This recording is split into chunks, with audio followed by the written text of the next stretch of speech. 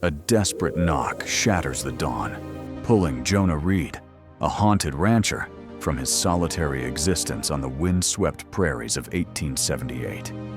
At his door stands Clara, a trembling 8-year-old clutching her infant sister, their eyes pleading for salvation from a father's murderous rage. What unfolds is a tale of courage and redemption, where ghosts of the past ignite a fight for justice. Will Jonah break the cycle of violence, or will the prairie claim more souls? Subscribe now to uncover the full story, share where you're listening from, and dive into this gripping saga. Can one man's stand reshape a family's fate? Stay tuned to find out. The wind howled across the prairie, tearing at the shingles of Jonah Reed's weathered ranch house as dawn broke in 1878. The world outside was a gray smear of storm clouds and churned mud, the kind of morning that made a man want to stay buried under his quilts. Jonah, lean and hardened by years alone, lay still, his breath shallow, until a frantic pounding shattered the silence. It wasn't the wind. It was desperate, clawing, like a trapped animal scratching at death's door. He rolled from his cot, boots hitting the cold plank floor, and grabbed the rifle propped against the wall, its weight familiar as his own scars. He moved to the door, the pounding growing sharper, more urgent. The air smelled of wet earth and something metallic, like blood. Jonah cracked the door, rifle ready, and froze. A girl, no older than 8, stood trembling on his porch, her dress torn to rags, stained dark with mud and worse. In her arms, clutched tight as life itself, was a bundle, a baby, wrapped in a frayed burlap sack, barely stirring. The girl's eyes, wide and wild, locked onto his. "Please," she rasped, voice breaking like brittle twigs. "He killed her." Jonah lowered the rifle, heart kicking hard in his chest. "Who killed who, kid?" he asked, voice rough as gravel. The girl swayed, her knees buckling, but she held the baby tighter. "My papa. Killed my mama. 'Cause she birthed another girl." Her words spilled out, jagged and raw, each one landing like a stone in Jonah's gut. He'd seen bad men before, heard their boasts in saloons, but this was different. This was close, too close. "Get inside," he said, stepping aside. The girl stumbled in, collapsing onto a chair by the kitchen table, the baby still pressed to her chest. Blood smeared the wood where her hands touched, dark and sticky. Jonah shut the door against the wind, his mind racing. He'd built this ranch to escape the world's cruelty, to bury the memory of his wife and daughter, lost to a bandit's bullet on a lonely road. Now, cruelty had come knocking, wearing the face of a child. "What's your name?" he asked, setting the rifle against the wall and moving to the stove. The fire inside was low, but he coaxed it to life, needing something to do with his hands. "Clara," she whispered, eyes fixed on the baby. "This is Faith. My sister." Her voice cracked on the last word, like she was afraid saying it might break something fragile. "Where's your pa now?" Jonah tossed kindling into the stove, the flames catching with a soft roar. "Town. Drinkin'. Braggin'."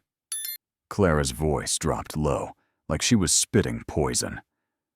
"Braggin' about cleanin' house, startin' fresh." Jonah's hand stilled on the coffee pot. He'd heard the name Hayes before, muttered in the general store, always with a glance over the shoulder. Silas Hayes was a shadow in the county, a man folks spoke of in hushed tones, like naming him might summon the devil himself. "Tell me what happened," Jonah said, keeping his back to her, letting the fire's heat steady him. 3 nights ago, Clara began, her voice small but steady. "Papa came home drunk, found Mama's papers, my birth certificate, started yelling about another useless daughter. Said he told her to give him sons." She paused, swallowing hard. "He grabbed the shovel handle by the door. I hid. Always hide when he's like that. But this time, he didn't stop. Kept hitting her. Jonah poured coffee, the bitter smell grounding him as the girl's words painted a picture he didn't want to see. He set a cup in front of Clara, its warmth steaming in the chilly air. She wrapped her hands around it, fingers trembling, like it was the only thing tethering her to the world. "Mama told me to run," she continued. Last thing she said. "So I took Faith and hid in the root cellar. 3 days. No food. No light." "How'd you find me?" Jonah asked, leaning against the counter, his eyes on the girl's pale face. "Mama said you were decent. Only decent man in the county. Said if something happened, find Jonah Reed's place." Clara's gaze flicked to the mantel, where a photograph of Jonah's wife sat, her smile frozen in time. Jonah felt a chill, remembering how he'd straightened that frame just yesterday, like he did every day since she died birthing their daughter. Both gone in one bloody night. "Why leave the cellar now?" he asked, voice low. "Snuck to town yesterday. Needed food." Clara's hands shook as she sipped the coffee. "Heard Papa at Murphy's Tavern, laughing. Said he was coming back tonight to finish cleaning. Said daughters are just trouble waiting to happen." Jonah's jaw tightened. The wind outside had died, but the silence felt heavier, like the calm before a stampede. He glanced at the photograph again. It tilted slightly, though no one had touched it. "He's coming here?" he asked. Clara nodded, eyes on the window where the gray dawn was breaking. "Sundown. Always. Sundown." Jonah picked up the rifle, checking the chamber with a practiced hand. The day stretched ahead like a coiled rattler, ready to strike. Silas Hayes was coming, and with him, a reckoning. Jonah looked at Clara, her small frame hunched over Faith, and felt the weight of his past settle on his shoulders. He'd failed his family once. He wouldn't fail again. Outside, the prairie lay quiet, but Jonah knew better. Trouble was riding in, and it wore a killer's face. He'd be ready. As Jonah Reed checked his rifle under the dim morning light, the prairie outside his ranch house held its breath, the silence thick with the promise of trouble. Clara, clutching her infant sister Faith, stared at the window. Her small frame braced for the storm her father, Silas Hayes, would bring by sundown. The photograph of Jonah's wife tilted again on the mantel, a quiet warning that the past was not done with him yet. The morning dragged on, heavy with the scent of coffee and damp wood. Jonah stoked the stove, its glow casting shadows that danced like ghosts across the walls. Clara sat silent, rocking Faith gently, her eyes tracing the cracks in the floorboards as if they held answers. Jonah wanted to ask more, to understand the weight of her words, but the air felt too brittle for questions. Instead, he busied himself with chores, oiling the rifle, checking the door's hinges, anything to keep his hands from trembling under the memory of his own loss. A wife and daughter stolen by violence years ago. A sharp rap at the door broke the quiet, not frantic like Clara's earlier pounding, but firm, deliberate. Jonah gripped the rifle and motioned for Clara to stay back. "Who's there?" he called, voice steady as stone. "Martha Calloway. From the next spread," came the reply, weathered, but sure. Jonah lowered the rifle and opened the door. Martha, a widow with gray hair pulled tight and eyes sharp as a hawk's, stood on the porch, a basket of cornbread in her arms. Her gaze fell on Clara, and her face went pale as ash. "Lord above," she whispered, stepping inside without invitation. "You're a Hayes girl. Got your mother's eyes, her stubborn chin." Clara frowned, clutching Faith tighter. "How'd you know me?" Martha set the basket on the table, her movements slow, like she was wading through memories. "Knew your grandmother, child. Ran to my place once, long ago, when your daddy was still in short pants." Same look in her eyes as yours. Scared, but fighting it. She turned to Jonah, her voice dropping low. "What's she doing here?" Jonah hesitated, then spoke plainly. "Her father killed her mother for birthing another girl. He's coming tonight to finish what he started." Martha's face hardened, lines deepening like canyons. Silas Hayes, same as his daddy, and his daddy before him. 3 generations of Hayes men, cleaning house with blood. She sat heavily, her hands folding tight. 7 women gone in that family line. Wives, daughters, anyone who dared breathe wrong. Your grandmother was the first I knew. Found her in a creek 3 days after she tried to run. Clara's breath hitched, but she didn't cry. "Mama said Papa's first wife ran off with a preacher. Was that a lie?" Martha nodded, eyes distant. "A lie to keep you safe. Truth is, she's in the well behind your house, with others. Bones don't talk, but they don't need to when the pattern's clear." She looked at Jonah. Sheriff Silas's cousin. Won't lift a finger. Never has. Jonah's gut twisted, the weight of Martha's words settling like dust after a stampede.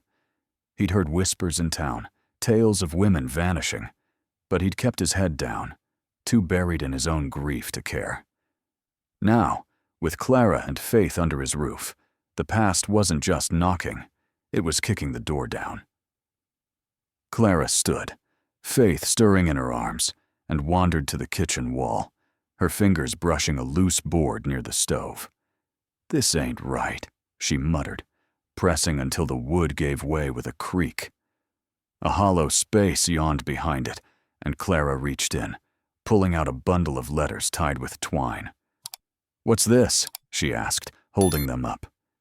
Jonah's throat tightened. "My wife's, hidden before she died." He hadn't touched them in years, couldn't bear the sight of her handwriting. Clara untied the string and unfolded the top letter, her voice soft but steady as she read aloud. "Dear Mama, I know you said never write about him, but he hurt me again. Says I belong to him till another man claims me. Says that's the way of things."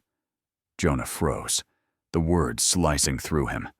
His wife had never spoken of her father, and he'd never asked, thinking it wasn't his place.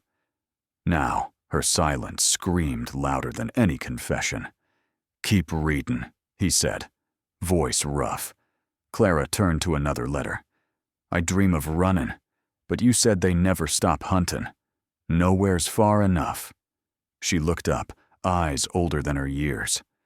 "Your wife was like Mama, wasn't she?"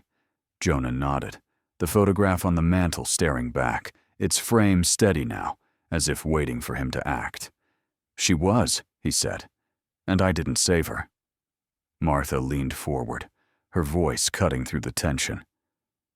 "You got a chance now, Jonah, for these girls, for all the ones who didn't make it." She paused, then added, softer. "If this story's hittin' you like it's hittin' me, subscribe to the channel to hear how it ends. Share where you're listening from. Let's see how far this tale travels." Clara set the letters down, her fingers lingering on the paper. "There's something else," she said, voice low. "In town, I heard Papa asking about you, Jonah. If you lived alone, if you had help. Sounded like he was planning a visit." Jonah's blood ran cold, the hair on his neck prickling. He'd faced rustlers, storms, and worse, but this was different. Silas wasn't just a man, he was a sickness, spreading through the county for decades. Jonah glanced at the rifle, then at Clara, her small hands steadying Faith. The day was slipping toward dusk, and with it came a reckoning he couldn't dodge. Outside, a horse whinnied in the distance, too close for comfort. Martha stood, her eyes scanning the horizon through the window.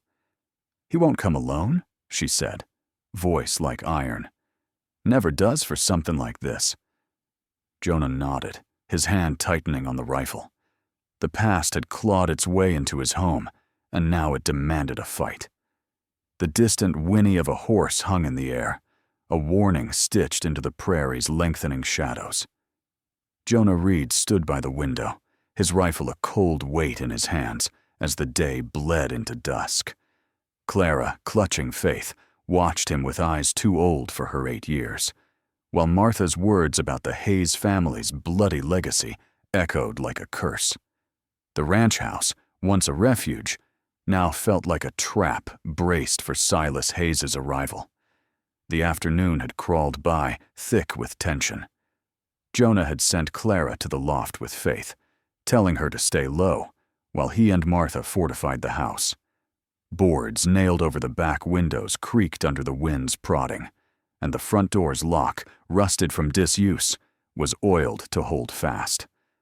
Martha, her gray hair escaping its bun, cleaned Jonah's shotgun with a practiced hand, her silence louder than any sermon.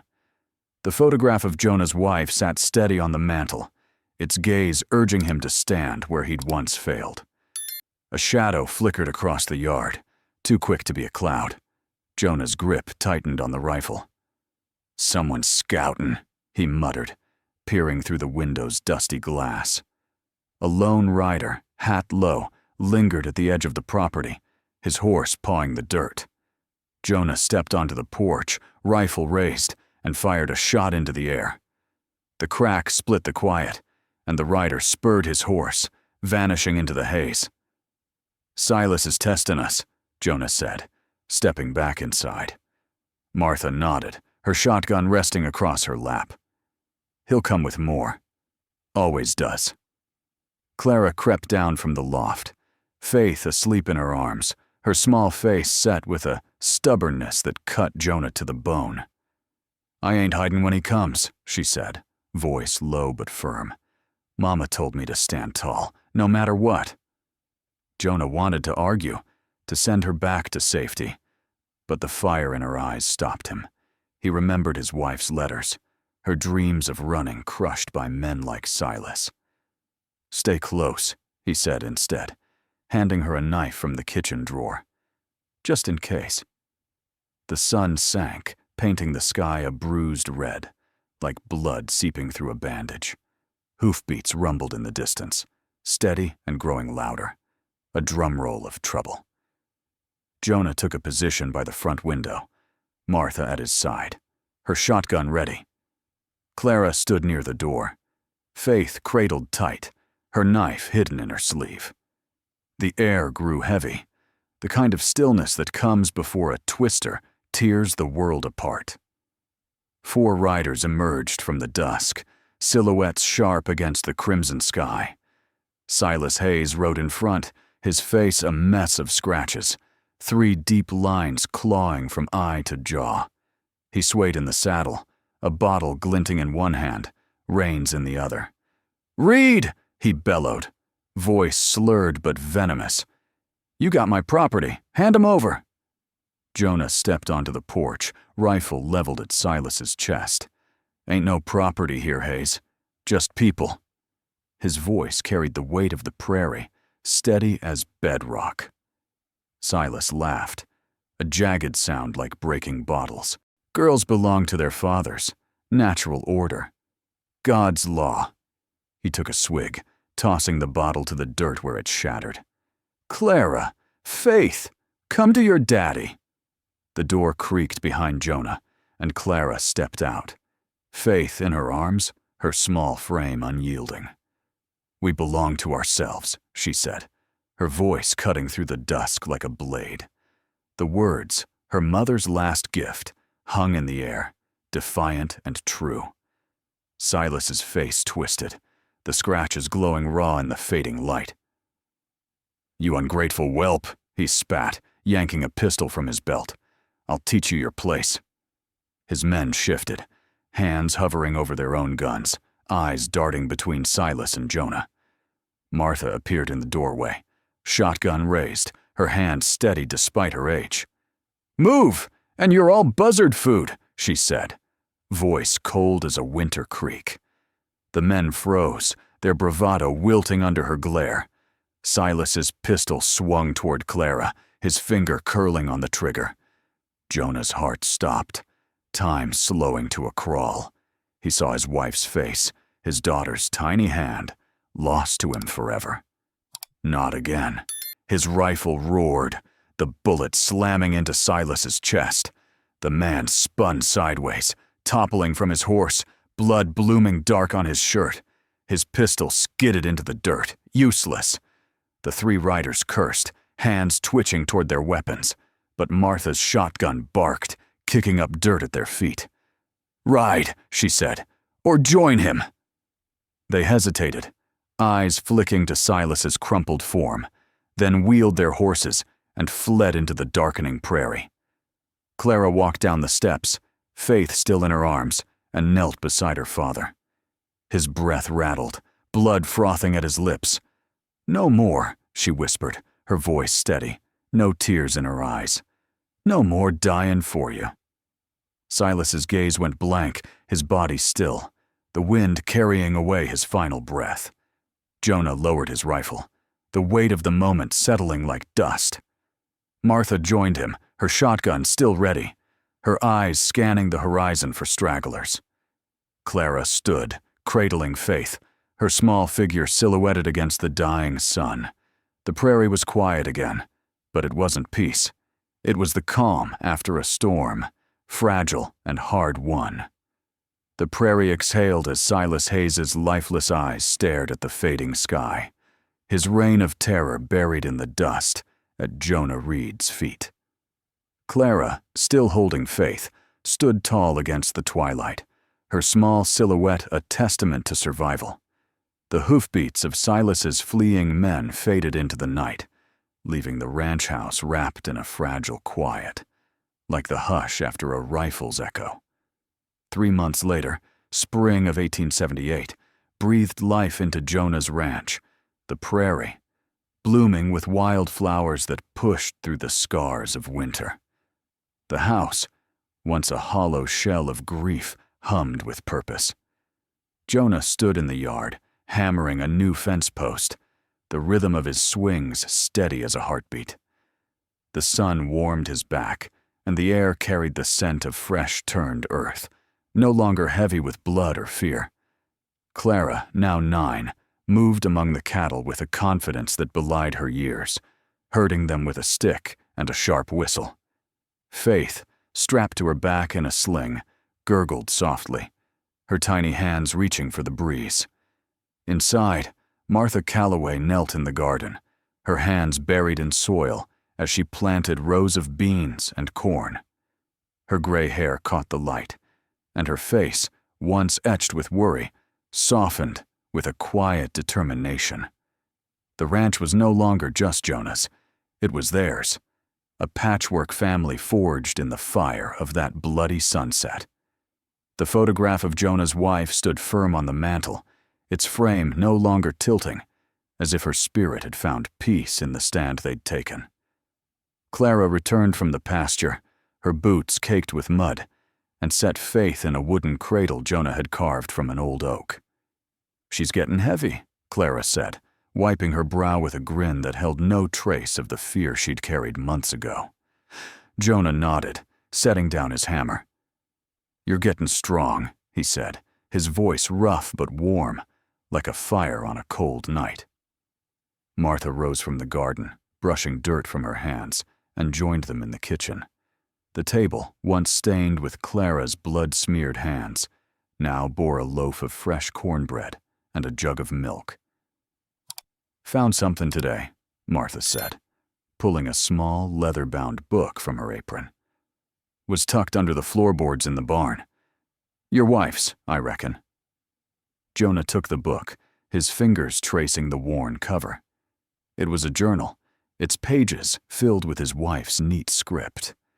He opened it to a passage marked with a dried prairie flower. "The world ain't broken, just the men who think they own it. I pray my daughter grows where men like that can't touch her." Jonah's throat tightened, the words echoing Clara's defiance under the sunset. He passed the journal to Clara, who read silently, her lips moving as if committing the words to memory. "She knew," Clara said, looking up. "Mama knew too, said I'd find my place someday. She glanced at Faith, now asleep in the cradle, her tiny chest rising and falling. "This is it, ain't it?" Jonah didn't answer, but his eyes said enough. He stepped outside, needing the open sky to steady him. The prairie stretched wide, its grasses whispering secrets the wind couldn't carry away. He thought of the women Martha had named, 7, maybe more, lost to the Hayes men's cruelty. Their ghosts seemed to linger in the rustle of the grass, but they weren't vengeful. They were free. Clara followed him, carrying a rifle now, one Jonah had taught her to clean and aim. "Gonna check the traps," she said, her voice steady, like she'd grown a decade in a season. Jonah watched her go, a girl who'd faced a killer and walked away taller. He'd lost his own daughter to violence, but Clara was his redemption, a chance to build what he couldn't save before. Martha joined him, her shadow long in the evening light. "She's a fighter," she said, nodding toward Clara's retreating figure. "Like her mother. Like yours." Jonah grunted, his eyes on the horizon. Hope she doesn't need to fight forever. The ranch was changing. A new barn stood half-built, its frame rising like a promise. Clara had started scratching letters in the dirt, teaching herself to read from the journal and the Bible, its page 39 still open, the words about justice now a quiet vow. Faith's laughter filled the mornings, a sound that cut through the prairie's vast silence. Jonah, once a man running from his past, now worked beside Martha and Clara, their hands shaping a home where fear had no foothold. As night fell, the stars burned bright above the ranch, sharper than they'd seemed in years. Jonah sat on the porch, rifle across his lap, not for danger, but for habit. Clara joined him, Faith in her arms, and they watched the sky in silence. The prairie was no longer a place of ghosts. It was theirs, claimed not by blood, but by the stubborn will to live free. The cycle was broken, and in its place, a family took root, tough as the land itself. The prairie dust has settled, and Jonah, Clara, and Martha have forged a home from the ashes of violence. This tale of courage and redemption in 1878 invites you to reflect. What does it mean to break a cycle of cruelty? Share your thoughts below. Where did this story take you, and what resonated most? Your voices keep these stories alive.